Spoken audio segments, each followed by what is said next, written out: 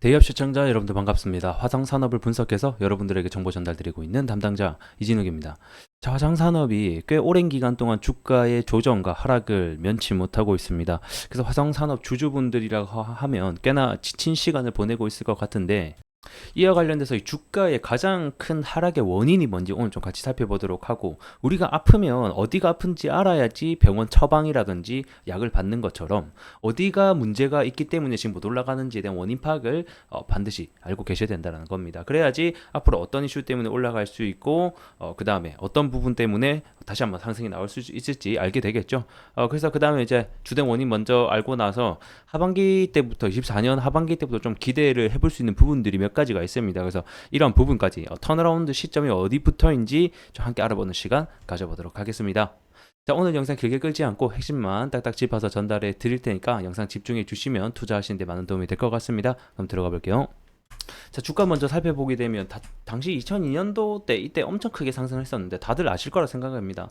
이때 이제 그때 그 경영권 분쟁이죠. 경영권 분쟁으로 뭐 형제 난이라고 해서 이슈가 생기면서 주가가 올라갔지만 그 해당 이슈가 꺼지고 나니까 주가가 원래 자리로 되찾아갔다라고 보시면 좋을 것 같고요. 자, 이 종목이 어떤 회사입니까, 여러분들? 건축업을 하는 회사죠. 이제 부분별 매출액 비중 자체가 건축업에 전부 다 편향이 되어 있기 때문에 이 결국 건축업 시황을 안 볼 수가 없다라는 겁니다. 이 건축업 시황에 따라서 이 종목이 올라갈지 내려갈지가 결국에는 결정이 된다, 이렇게 생각해 주시면 될 것 같고, 그래서 최근에 이 건축업 시장이 어떤지 알아볼 수 있는 제가 지표를 가져왔습니다. 오른쪽이 21년도 지표고 왼쪽이죠. 그 다음에 오른쪽이 여기 23년도 지표입니다. 비교할 수 있는 지표를 두 개를 갖고 왔는데, 우선 건설 수주액을 먼저 보게 되면 약 200만에서 23년도 기준으로 150만으로 한눈에 줄어든 것을 확인해 볼 수가 있죠. 그리고 매출에 직접적으로 영향을 끼치는 착공 건수 역시 13만에서 6만 7천으로 절반 이하 가량으로 많이 줄어든 모습을 볼 수가 있겠습니다. 그리고 가장 문제가 되는 것 중에 하나죠. 이 미분양입니다. 미분양이 21년도 기준으로 약 20만 호도 안 됐었는데 23년 기준으로 약 70만 호가 이상 급증을 하면서 약 3배 이상 급증을 하는 모습이 보였다.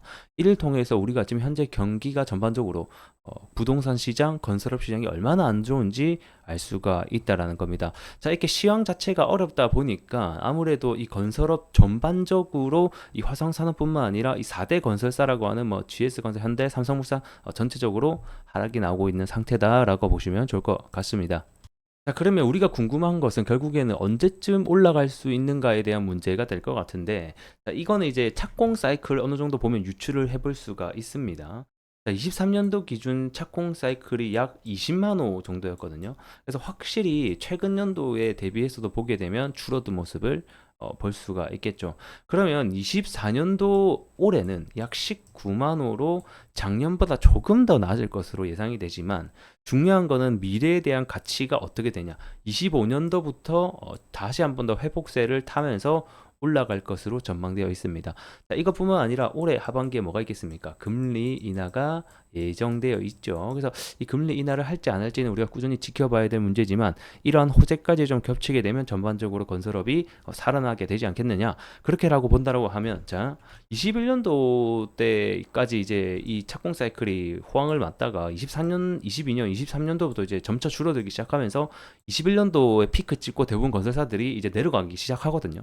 그러한 부분 역시 우리가 이 착공, 결국에는 실적과 좀 연관을 해볼 수 있겠다, 이렇게 보시면 좋을 것 같습니다. 자, 그렇게 놓고 본다라고 했을 때 이 주가는 항상 선반영을 하죠. 그러니까 미래의 가치를 가져오기 때문에 제가 봤을 때 올해가 이제 바닥 다지기의 마지막 기간이 연도가 될 것 같고, 24년도 하반기부터 25년, 26년 점차적으로 상승세에 다시 한 번 더 진입하는지 여부를 함께 보셔야 될 것 같습니다. 이렇게 올라가기 그 가장 좋은 우리가 짚어봐야 될 요소는 아무래도 금리가 되겠다. 만약에 착공은 올라가는데 금리가 내려가지 못하고 지속적으로 유지되어 있으면 아무래도 이 주가가 올라가는 데는 조금 힘들 수 있거든요. 그래서 이런 부분까지 좀 잘 살펴보시면 좋을 것 같습니다. 자, 차트로 다시 돌아와서 보게 되면 우선 이 화성산업이 지금 보면 거래량과 거래대금이 아예 없죠.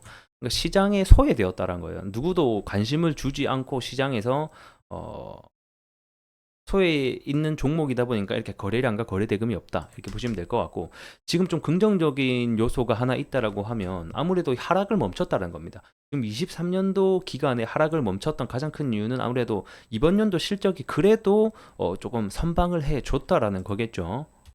자, 보게 되면 20년도, 21년도까지 그래도 매출액을 좀 잘 해오다가 21년도부터 주가가 실적이 꺾이면서 22년도 거의 최저점을 찍죠. 그러니까 이때 보면 21년도, 22년도 주가가 하락이 시작됩니다.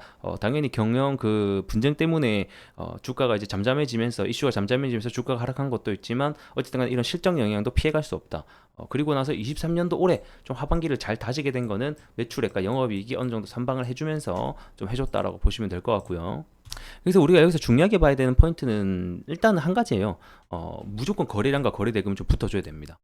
이 종목이 다시 한 번 더 지금 현재 박스권 여기 9,300원에서부터 여기 12,000원대 구간이죠. 여기에 박스권을 그려주고 있는데, 이게 돌파의 실패가 자꾸 나오는 이유는 결국에는 이슈가 안 붙고 거래량과 거래 대금이 없었거든요. 그래서 이런 부분이 좀 잘 붙어주는지, 그리고 건설업 경기 전반으로 금리가 내려가는지 여부를 함께 좀 살펴보시면 주가가 한 번 더 올라갈 수 있는 요소들에 대해서 우리가 좀 확인해 볼 수 있겠다 이렇게 보시면 될 것 같고, 우선은 아까 제가 말씀드린 대로 긍정적인 요소는 모든 건설업들이 하락하고 있는 가운데 화장산업은 실적 선방으로 횡보해주고 있다는 것은 굉장히 긍정적인 요소고, 주가가 원래 이렇게 하락을 하다가 다시 횡보를 하고 이제 올라가는 타이밍이거든요. 여기가 1번, 2번, 3번이라고 했을 때 우리 화장산업은 2번 구간에 속한다라고 보시면 될 것 같고, 이제는 다시 한 번 더 3번에 올라갈 수 있는 구간에 들어서지 않겠냐 이렇게 보고 있습니다.